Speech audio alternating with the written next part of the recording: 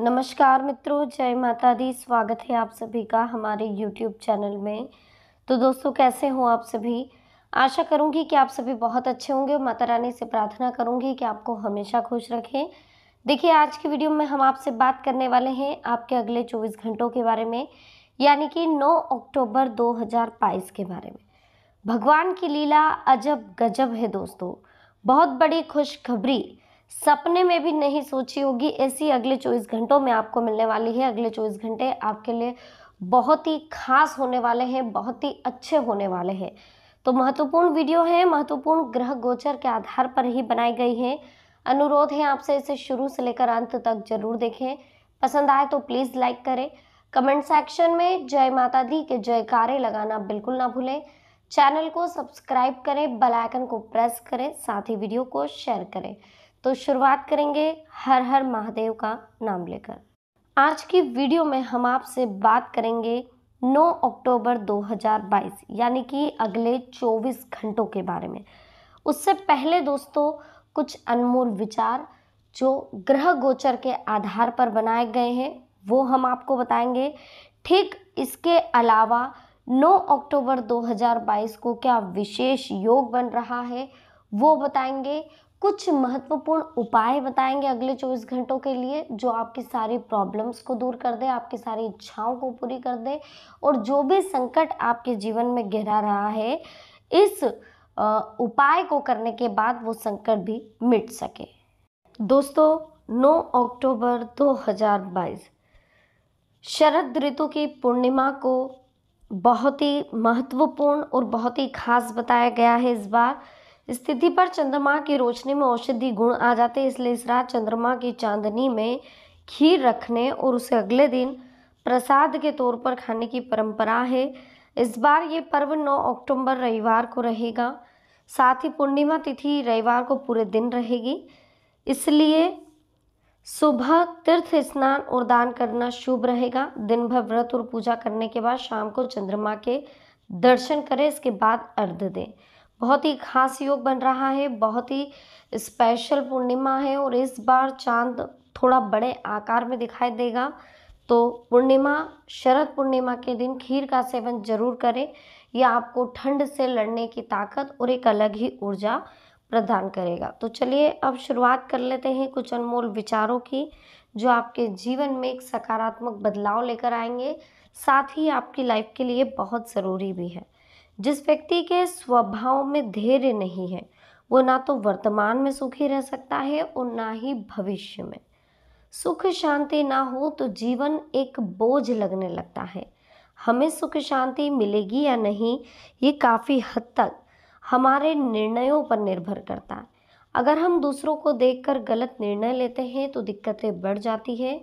ध्यान रखें, हमें कभी भी दूसरों को देखकर निर्णय नहीं लेना चाहिए, बल्कि अपनी परिस्थिति और कार्यक्षमता को ध्यान में रखते हुए किसी काम को आगे बढ़ाना चाहिए। तभी सफलता के साथ सुख शांति भी हमें मिलती है। अच्छे व्यवहार से सुंदरता की कमी को दूर किया जा सकता है, लेकिन सुंदरता से अच्छे व्यवहार की कमी को दूर नहीं किया जा सकता। जो व्यक्ति शिक्षित है, काम करने में आलस नहीं करता, वो जागरूक रहता है और जागरूक व्यक्ति ही हमेशा सफल भी होता है। अच्छे और सच्चे रिश्ते हम खरीद नहीं सकते, इसलिए ऐसे लोगों को नज़रअंदाज ना करें जो हमारे शुभ चिंतक हैं और हमारी मदद के लिए हमेशा तैयार रहते हैं। जीवन में सुख शांति चाहते हैं तो अपने निर्णय दूसरों को देखकर नहीं, बल्कि अपनी परिस्थिति और अपनी कार्य क्षमता को देखकर लें।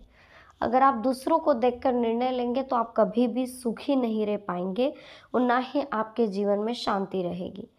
परिवार को जोड़े रखने के लिए एक दूसरे की बातों को बहुत धैर्य के साथ सुनना चाहिए। सभी की बातों को समझें और सभी का सम्मान करें।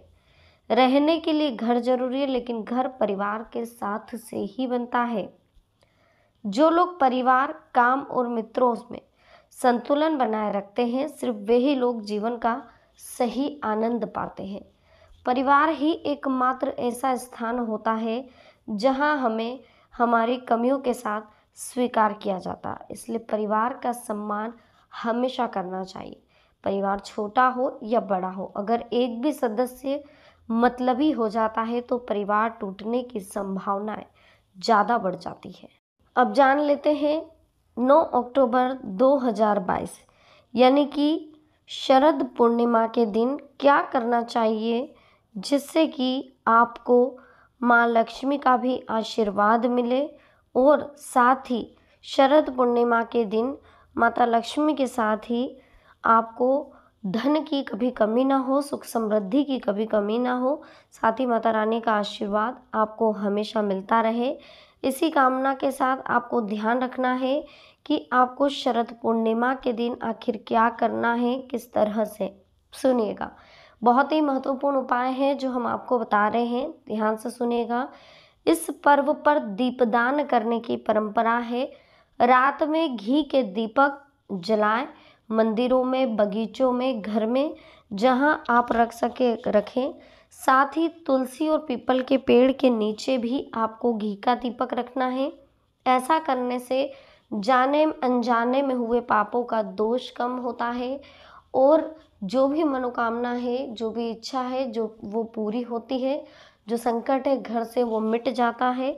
शरद पूर्णिमा के दिन ऐरावत पर बैठे इंद्र और महालक्ष्मी की पूजा करने से हर तरह का सुख और समृद्धि मिलती है। इस दिन व्रत उपवास करें तो कांसे के बर्तन में घी भरकर दान करें, इससे कई गुना फल आपको प्राप्त होता है। अब जान लेते हैं कि अगले 24 घंटे यानी कि 9 अक्टूबर 2022 आपके लिए किस तरह से अच्छा रहने वाला है और क्या कुछ अच्छा होने वाला है आपके साथ। तो किसी भी नई योजना को कार्य रूप देने का बहुत ही अनुकूल समय है। यथासंभव संयोग भी मिलेगा। लोगों के साथ आपका मधुर संयोगात्मक व्यवहार आपकी छवि को निखारेगा। अनुभवी लोगों के सानिध्य में रहें, उनकी बातों को सुने समझें। कुछ नए विषयों पर जानकारी हासिल होगी। पारिवारिक तथा व्यक्तिगत गतिविधियां हमें उचित सामान्य से कार्य तथा समय संपन्न हो जाएगा। विद्यार्थी भी गतिविधियों में ध्यान देंगे। व्यक्तिगत संबंधी कोई बहुत बड़ी दुविधा दूर होने से मानसिक सुकून आपको मिलने वाला है। इसके साथ ही खर्च बढ़ने से पैसों से संबंधित योजनाओं में बदलाव करना पड़ेगा। पैसों से जुड़े हुए हर एक काम को ठीक से ध्यान से आपको करना होगा। व्यर्थ की चीज़ों पर खर्च होने की संभावनाएं ज़्यादा दिख रही हैं। जिन लोगों से मदद प्राप्त हो रही है उन्हें आपकी मदद की भी ज़रूरत हो सकती है, इस बात का ध्यान रखें। निराशा रहेगी लेकिन आप काम करते रहें। किसी व्यक्ति को दिए गए वचन का पालन करने की कोशिश करें। जब तक आपका व्यक्तित्व सुधरता नहीं है तब तक जीवन में बदलाव करना संभव नहीं होगा। खुद के नकारात्मक पहलुओं को समझने की आपको कोशिश करनी होगी। आध्यात्मिक बातों का असर आप पर बढ़ता हुआ नजर आ रहा है। जिन कारणों से जीवन की शांति खत्म हुई है उन बातों से बचें और आध्यात्मिक बातों से शांति प्राप्त होगी। अपने विचारों में आ रहे बदलाव पर ध्यान दें। काफ़ी सवालों के जवाब आपको खुद ही खोजने की कोशिश करनी होगी। समय पूरी तरह से आपके पक्ष में चल रहा है। महत्वपूर्ण बातों को अंजाम तक पहुंचाने की कोशिश करें। जिन बड़े लक्ष्यों पर आप काम करना चाहते हैं उनके लिए अवसर प्राप्त होंगे। इसके साथ ही कुछ पुरानी उलझनें हैं जिन्हें सुलझाने का अवसर अगले 24 घंटों में आपको मिलेगा। पुराने कर्मों का फल भी मिलेगा। अशांति का कारण आपको पता चलेगा, फिर दूर करने का रास्ता भी आपको मिलेगा। परिवार में जो संबंध बिगड़ रहे हैं उनकी चिंता अभी आप ना करें। धीरे धीरे वो संबंध आपको सुलझते हुए नजर आ जाएंगे। जिन बातों के साथ आप जुड़े हैं केवल अभी उन्हीं पर ध्यान दें। पुरानी बातों को पीछे छोड़ते समय तकलीफ जरूर होगी लेकिन इन बातों को छोड़ना आपके लिए बहुत ज़रूरी है। कठिन परिस्थिति में अपेक्षित व्यक्ति से मदद प्राप्त होगी। तनाव ना ले, इस बात का ध्यान रखने की कोशिश करें कि अगर आपने तनाव लिया तो अच्छी भली जो योजनाएं चल रही है वो फलीभूत नहीं होगी, वहीं पर निष्फल हो जाएगी। कुछ समस्याओं के बारे में फिलहाल आप कुछ भी नहीं कर सकते, इस बात को समझने की कोशिश करें। अगले कुछ दिनों में परिस्थिति फिर से बदलती हुई नजर आ रही है।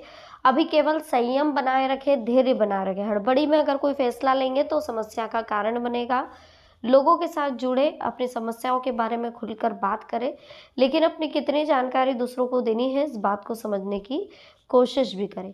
कोई व्यक्ति आपकी कमजोरी का गलत फायदा ना उठाए, इस बात का आपको ध्यान रखना होगा।